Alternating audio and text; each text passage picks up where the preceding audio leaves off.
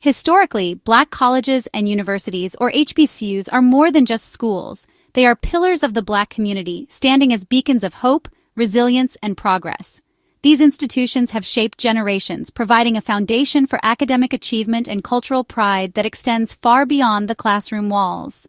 HBCUs were born from a legacy of exclusion, created at a time when Black students were denied access to most colleges and universities in America. Despite these barriers, they became sanctuaries of learning and empowerment, places where dreams could take root and flourish. For generations, HBCUs have been sanctuaries for academic excellence, cultural celebration, and personal growth. They foster a sense of identity and pride, encouraging students to embrace their heritage while striving for greatness in every field. These institutions nurture Black leadership and scholarship, producing influential doctors, lawyers, politicians, educators, scientists, and artists. Many of the nation's most prominent Black leaders and innovators began their journeys at HBCUs, inspired by faculty who believed in their potential. On these campuses, students find a sense of belonging and empowerment that's hard to find elsewhere. The supportive environment allows them to thrive academically and personally, building lifelong friendships and networks that last well beyond graduation. Faculty and staff often share similar life experiences, creating mentorships that are both educational and deeply personal. These relationships help students navigate challenges, celebrate successes, and envision futures filled with possibility.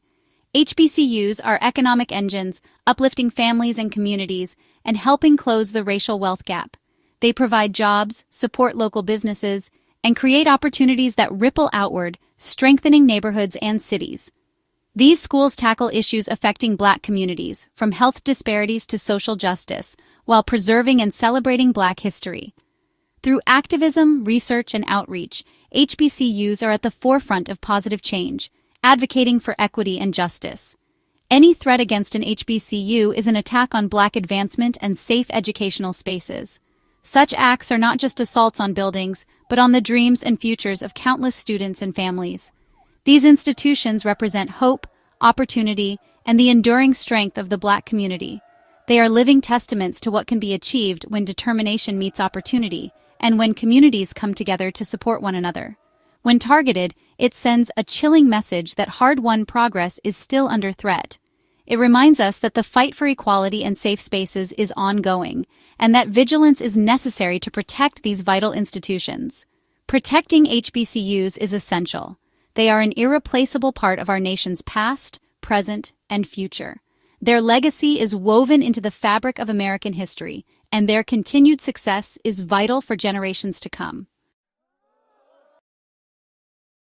On September 11, 2025, a wave of terroristic threats swept across multiple HBCUs, sending shockwaves through communities that have long stood as pillars of education and resilience. The calm of a typical Thursday morning was shattered, replaced by uncertainty and fear as news of the threats spread rapidly. What should have been a day of learning and connection quickly became one of confusion and anxiety, as campuses across the country went into lockdown, and students and faculty scrambled for safety. Virginia State University was among the first to issue an urgent alert, urging everyone to shelter in place and follow emergency protocols. Soon, Alabama State, Southern University, and several other HBCUs followed, each taking swift action to protect their communities. The threats, though later suspected to be hoaxes, were treated with the utmost seriousness. All campus operations came to a halt, and the sense of normalcy was lost in an instant. Even schools not directly targeted, like Spelman College, took extra precautions, highlighting the widespread anxiety and the ripple effect of fear that touched every corner of the HBCU community. Florida A&M canceled all in-person classes, shifting to virtual learning to ensure the safety of students and staff, a move echoed by other institutions as they navigated the crisis. The disruption was swift and comprehensive, suspending the rhythm of campus life and leaving students, faculty, and families grappling with uncertainty. The events of that day were a painful reminder that these cherished institutions, symbols of hope and progress, remain targets of intimidation and hate. Yet in the face of fear, the HBCU community stood together, determined to protect their legacy and each other. University officials responded immediately, prioritizing safety above all else. Emergency alerts triggered campus-wide lockdowns, with students and staff told to shelter in place. Classes and activities were canceled, transforming vibrant campuses into silent, tense spaces. At Southern University, the lockdown was comprehensive and classes were canceled through the weekend to allow the community to process the trauma. Clark Atlanta University and others issued shelter-in-place orders with police methodically searching buildings. Communication channels provided steady updates, but anxiety lingered even after the all-clear. Leaders faced immense pressure, balancing caution with the risk of panic. Hampton University's extended closure reflected the gravity of the situation and the need to prioritize mental well-being. These actions sent a clear message: the safety of their communities is non-negotiable. As threats spread, campus police coordinated with local, state, and federal authorities to secure campuses. The FBI quickly became involved, recognizing the potential for a coordinated attack. The Bureau confirmed it was investigating hoax threat calls but emphasized that all threats are taken seriously. While no credible threat of violence was found, the fear and disruption were very real for those affected. Details of the investigation remain confidential to avoid inspiring copycats. The incident highlighted the need for robust collaboration between all levels of law enforcement. Thankfully, no physical harm occurred, but the psychological impact was profound. These threats didn't happen in isolation. They echoed a painful history of violence against Black communities. The tragic 2024 shooting at Tuskegee University and the 2023 attack near Edward Waters University are fresh in memory. Such incidents highlight the vulnerability of HBCUs as symbolic targets for hate. The threats also recalled bomb threats and violence from the civil rights era, showing how old tactics persist in new forms. Even without physical harm, these threats are acts of psychological warfare, exploiting real trauma to instill fear. Each incident forces communities to relive past tragedies and confront the possibility of history repeating itself. The fight against racism is ongoing, and HBCUs remain on the front lines.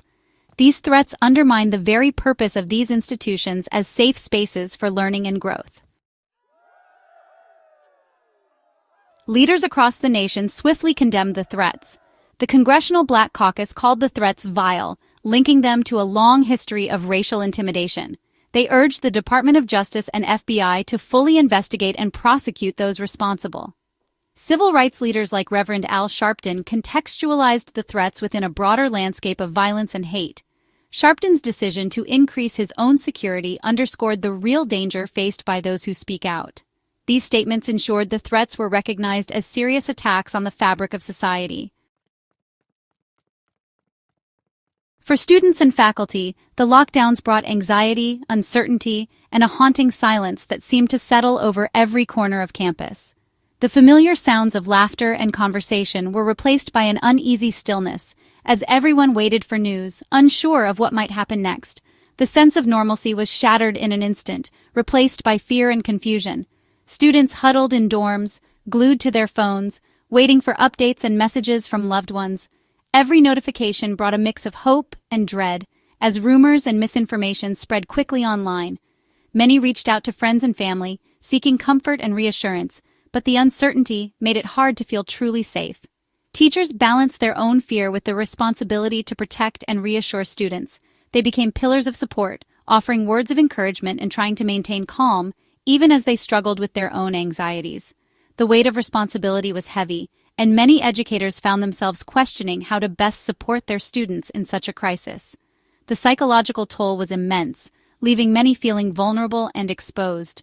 The sense of security that once came with being on campus was replaced by a lingering fear, and for some, the trauma of that day would echo long after the immediate threat had passed. On social media, students shared their experiences, supporting each other and expressing frustration at having their education disrupted by hate. Online communities became lifelines, places to vent, to grieve, and to find solidarity in the face of adversity. The digital world offered a sense of connection, even as the physical world felt fractured. The sense of community was strong, but so was the exhaustion from carrying the weight of systemic racism. Many students and faculty felt the burden of being targeted, and the emotional fatigue was compounded by the knowledge that these threats were not isolated incidents, but part of a larger pattern. Even after the lockdowns lifted, the sense of safety was shattered. Returning to class and daily routines felt different, as the shadow of what had happened lingered in every hallway and classroom. Trust in the security of their environment had been deeply shaken. The memory of that day lingers, a reminder that the fight for safe learning environments is far from over. Memorials and moments of silence serve as both tributes and calls to action, urging communities to remain vigilant and united. The emotional scars from such events take time to heal. For many, the journey toward feeling safe again is ongoing, shaped by resilience, community, and the hope that change is possible. The September 11th threats are part of a disturbing pattern of harassment against HBCUs. Similar waves of bomb threats in 2022 caused widespread disruption and trauma, even though no explosives were found. The repetition of these tactics shows a persistent effort to terrorize Black educational spaces. Each new threat compounds anxiety and reinforces the feeling of being under sustained assault. This is a modern form of an old tradition of racial intimidation, updated for the digital age. These acts are calculated attempts to undermine HBCUs' mission and discourage enrollment. The goal is to create fear and instability, draining resources and morale. Responding with unwavering support and defense is more critical than ever. Moving forward requires both enhanced security and steadfast community support. Vigilance is key.